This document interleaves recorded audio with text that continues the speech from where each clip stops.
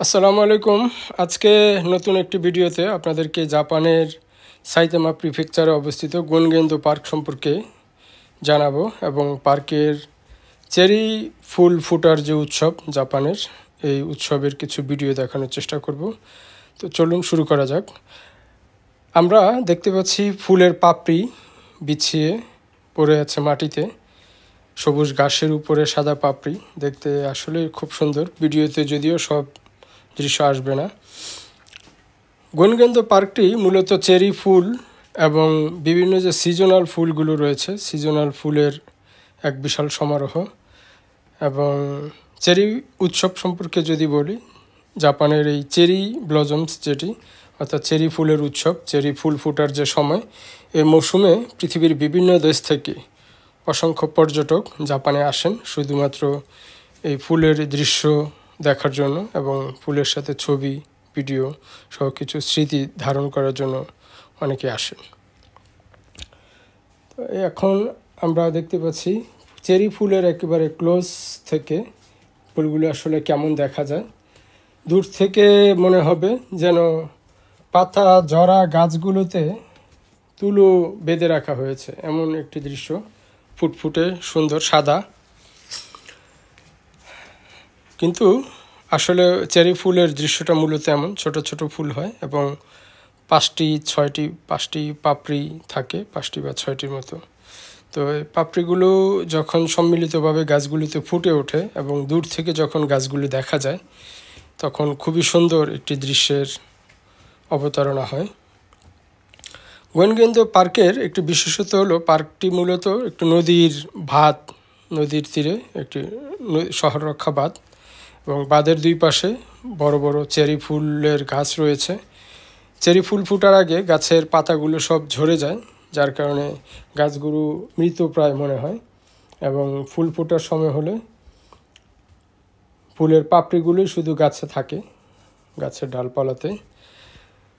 এখন আমরা দেখতে পাচ্ছি যে পাতাগুলো কিছু কিছু ফুল ফুটেছে এবং কিছু কিছু ফুলের পাপড়ি ঝরে পড়ছে।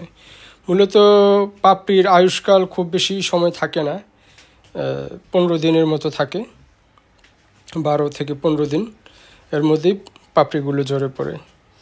গুনগেন্দো পার্কে এখন পর্যটকদের বিশাল লোকজনের সমারোহ, কারণ একই সাথে সর্ষা ফুল ফুটেছে এখানে। পার্কের পাশাপাশি আমরা যদি দেখি যে একদিকে চেরি ফুল এবং তার সাথেই লাগোয়া সর্ষে ফুল, দূর থেকে দেখলে আসলে দৃশ্যটা খুবই সুন্দর। আপনারা এখন দেখছেন যে চেরি ফুলগুলো আসলে যেমন দেখা যায় গাছে, আপনি হাফ কিলো অথবা 1 কিলো দূর থেকে যখন দৃশ্যটা দেখবেন, তখন মনে হবে যে তুলো ছিটিয়ে রাখা হয়েছে বা গাছের ডালগুলো তো বেঁধে রাখা হয়েছে, তুলোগুলো উঠছে এমন মনে হবে। বাট সবগুলোই আসলে চেরি ফুলের পাপড়ি এবং চেরি ফুল।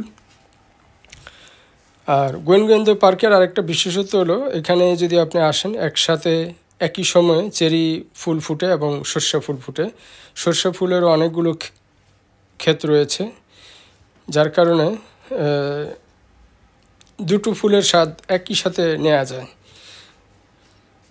আসলে এই পাপড়ির উপরে হাঁটতে খুবই ভালো লাগে। অসংখ্য পাপড়ি ছড়িয়ে ছিটিয়ে আছে, সবুজ ঘাসের উপর সাদা পাপড়ি। আপনি যখন চেরি ফুলের নিচ দিয়ে হাঁটবেন, মনে হবে যে ভিন্ন কোনো একটা জগতে আপনি এখন আছেন। খুবই সুন্দর, এবং দেখতে পাচ্ছেন যে পর্যটকদের আনাগোনা। অন্যান্য সময় খুব বেশি একটা পর্যটক থাকে না, এখন যদিও দুপুরবেলা, বাট বিকেলের দিকে পর্যটকের সংখ্যা আর অনেক বাড়ে।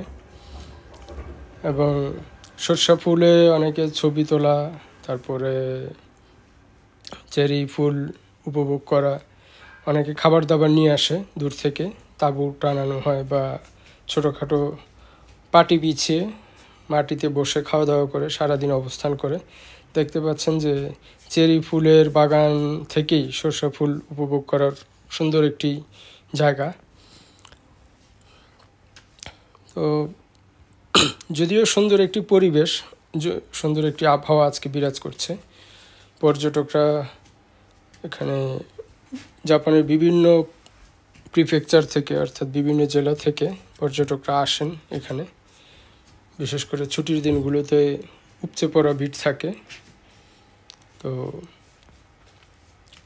দেখেন চেরি ফুলের গাছগুলো আসলে একটু দূর থেকে কেমন দেখা যায়, অনেক গাছ, পাশাপাশি সরষে ফুলের ক্ষেত, সব মিলিয়ে প্রাকৃতিক সৌন্দর্য উপভোগ করার যে বিষয়টি আপনি পরিপূর্ণভাবে এখানে আসলে উপভোগ করতে পারবেন এই মৌসুমে।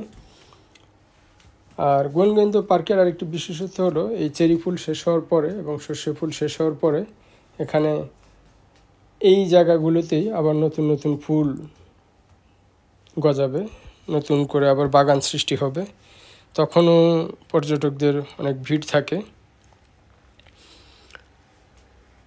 সামনে যে টাওয়ারের মতো অংশটি দেখা যাচ্ছে এটি মূলত একটি সেতু, নদীর উপরে ব্রিজ, দৃষ্টিনন্দন করার জন্য টাওয়ারটা দেওয়া হয়েছে। সর্ষে ফুলগুলো যদিও অন্যান্য দেশে হলে ক্ষেত নষ্ট করা অথবা ফুল ছেঁড়া এই বিষয়গুলো থাকতো, আমরা জানি যে জাপানের মানুষ খুবই ভদ্র, নম্র এবং নিয়মানুবর্তী, অর্থাৎ তারা আইনকে খুব শ্রদ্ধা করে।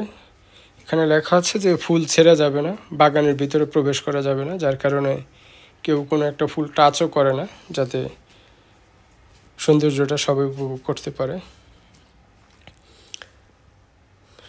আসলে এখানে আসার পরে আপনার কাছে মনে হবে যে আপনি যদি বাংলাদেশি হন বা ভারতীয় হন বা নেপালি হন, আপনি মনে হয় যে আপনার নিজের দেশেই আছেন, এমন একটি দৃশ্য আসলে এখানে রয়েছে।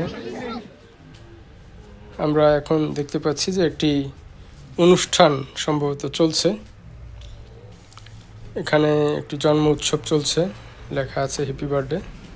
তো স্বাভাবিকভাবে বোঝা যায় যে কোনো বাচ্চা বা বেবির জন্ম উৎসব এখানে হচ্ছে, অর্থাৎ পার্কের ঘুরতে আসা পাশাপাশি এখানে জন্মদিন পালন করা সত্যি অন্যতম একটা অনুভূতি।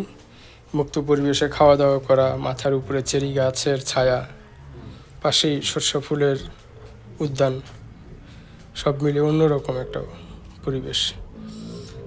তো যাই হোক, আপনারা যারা জাপানে আছেন একবার হলেও গনগেন্দ পার্কের এই সৌন্দর্য উপভোগ করতে পারেন, বা বিদেশ থেকে যদি কেউ জাপানে আসতে চান সেই ক্ষেত্রেও সম্ভব। দিনের এবং রাতের যে সৌন্দর্য পার্কের, এটা আসলে খুবই ডিফারেন্ট।